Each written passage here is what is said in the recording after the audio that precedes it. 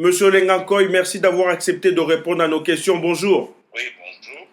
Monsieur Lengankoy, le président de la République démocratique du Congo, Monsieur Joseph Kabila, s'est exprimé aujourd'hui devant les parlementaires. Il a tenu ce qu'on qualifie de discours sur l'état de la nation. Avez-vous suivi son discours? Et si vous l'avez suivi, qu'en avez-vous pensé des propos tenus par le président Joseph Kabila?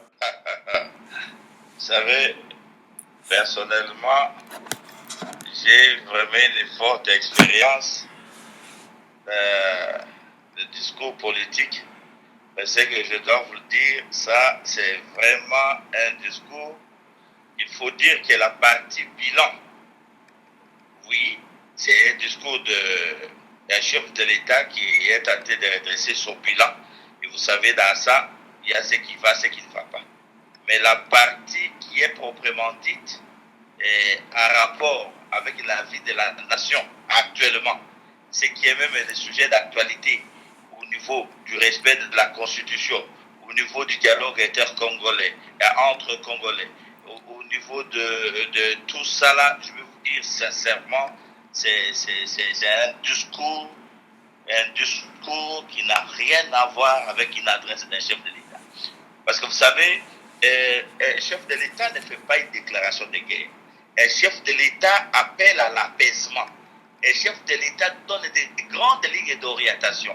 Un chef de l'État est basé sur la patience philosophique et la patience idéologique et la patience d'orientation. Donc, ce n'est pas à chaud qu'un chef de l'État agit. Ça veut dire qu'il faut faire asseoir, amener toutes les statistiques, essayer de placer ce qu'on appelle la géométrie politique pour voir réellement ce discours que je vais m'adresser aux 80 millions de Congolais, combien seront qui vont captiver et qui vont trouver leur compte à travers ce discours. Mais je vous dis, je suis vraiment impressionné parce que tout le monde, y compris moi qui vous parle là, j'étais convaincu que lors de son discours, notre peuple allait avoir des vraies réponses aux vrais problèmes qui est posé dans le pays. Mais je dois vous dire que moi-même, en tant que politique, j'ai du mal à comprendre réellement le portée du message si ce n'est pas que des menaces, le portée des messages si ce n'est qu'un président qui est maintenant le président d'une partie des personnes qui sont parties au dialogue, tel que voulu par lui. Monsieur Lengankoy. Si vous avez remarqué le discours. Oui. Monsieur Lengankoy a écouté Monsieur Kabila. On comprend également que l'accord issu du dialogue national reste ouvert et que le rassemblement peut toujours venir signer cet accord et adhérer finalement au gouvernement d'union nationale.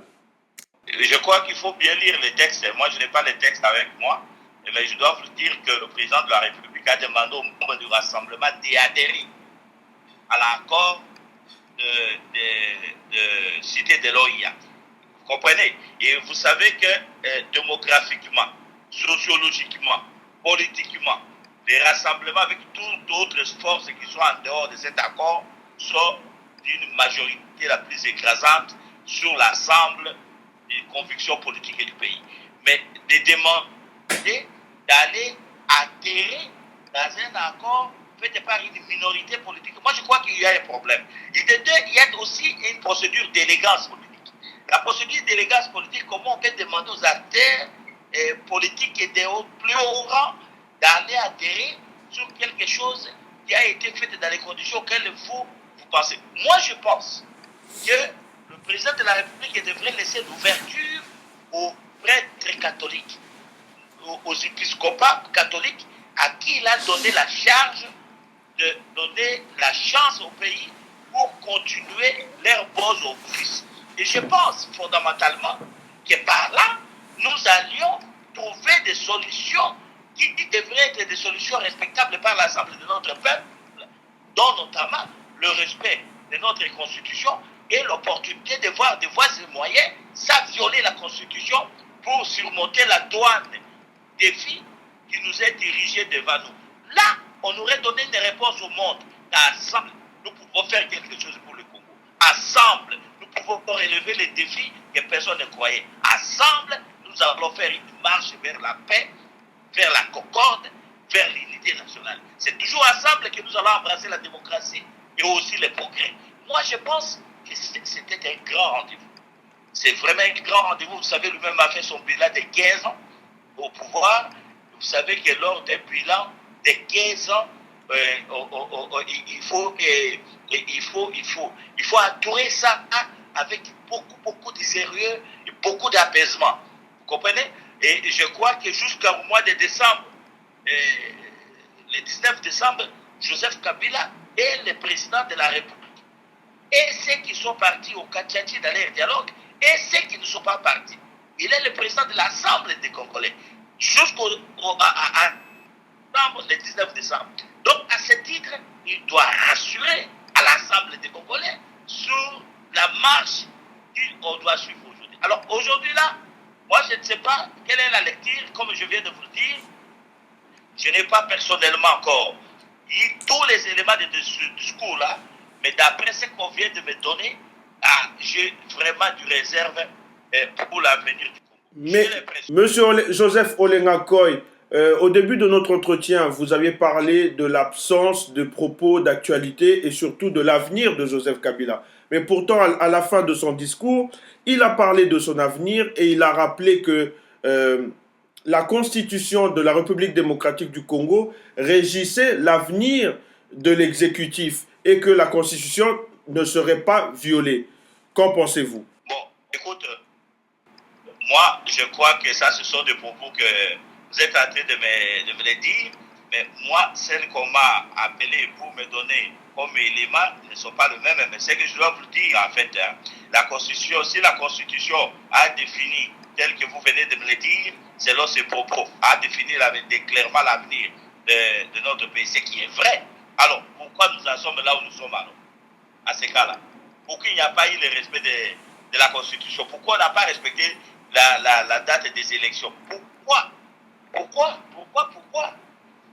Parce que la Constitution est censée être respectée. Moi, je crois que, vous savez, devant une nation, il faut que nous tenions des propos qui peuvent redonner l'espoir à notre peuple. Là, croyez-moi, vous pouvez tromper une personne ou deux, mais on ne trompe jamais tout un peuple. Vous allez être rattrapé. Mais moi, je crois que si tel a été ses propos, voyons voir dans les tout prochains jours. Il est vrai que la ligne a beaucoup plus de zones d'ombre, mais nous allons bientôt avoir la lumière. C'est pour te dire que nous allons connaître la vérité. Mais moi, ce que je dois vous dire est que, tel que nous avons appris, ça, croyez-moi, que dans les sondages d'opinion, il faut dire que la population, dans sa majorité la plus écrasante, est complètement déçue et plus personne ne sait maintenant quel serait l'avenir du Congo. Moi, je pense au président de la République de se ressaisir et de comprendre que le Congo est un patrimoine commun de tous les Congolais, du nord au sud, de l'est à l'ouest, et qu'aujourd'hui, prendre le pays pour la République, pour un groupe d'individus, au détriment des autres, je crois qu'il n'y a personne qui a réussi cette vision des choses. Il serait souhaitable de revenir en arrière dans tout ce qu'il a dit et laisser le clergé catholique amener les choses jusqu'au bon port. Mais monsieur, les rassemblements ont déjà rendez-vous avec la procédure de médiation des catholiques pour demain, mardi ou mercredi, je crois. Et bien, nous attendons ce qui sortira de cette rencontre-là. Une dernière question, monsieur Olenga Koy. Une dernière question. On voit depuis 2 semaines certains membres du rassemblement aller signer l'accord politique issu du dialogue national. Comment expliquez-vous que ces membres Non, écoute, moi je ne voudrais pas entrer dans la politique et fiction. Moi, je crois que nous sommes ici à l'intérieur du pays, je dois vous le dire. Ce que vous me dites, certains membres des rassemblements sont partis signer. Tout le monde connaît la politique africaine, comment on la manipule. Mais moi, je dois vous dire très sincèrement, si vous demandez à qui que ce soit sur 1000 personnes au Congo, la tête de ces gens-là, pas même une seule personne qui va te donner ni les noms, ni reconnaître la tête. Alors, vous savez, cette politique-là, on appelle ça la politique de la lampe torche. On croit donner la lumière aux gens pendant qu'on se trouve soi-même dans l'obscurité. Donc, je ne voudrais pas vraiment me réduire à donner des points de vue sur ce genre d'hommes. En tout cas, Monsieur Olengankoy, merci d'avoir accepté une fois encore de répondre à nos questions. Chers internautes, merci d'avoir suivi Droit de Cité. À bientôt. Au revoir.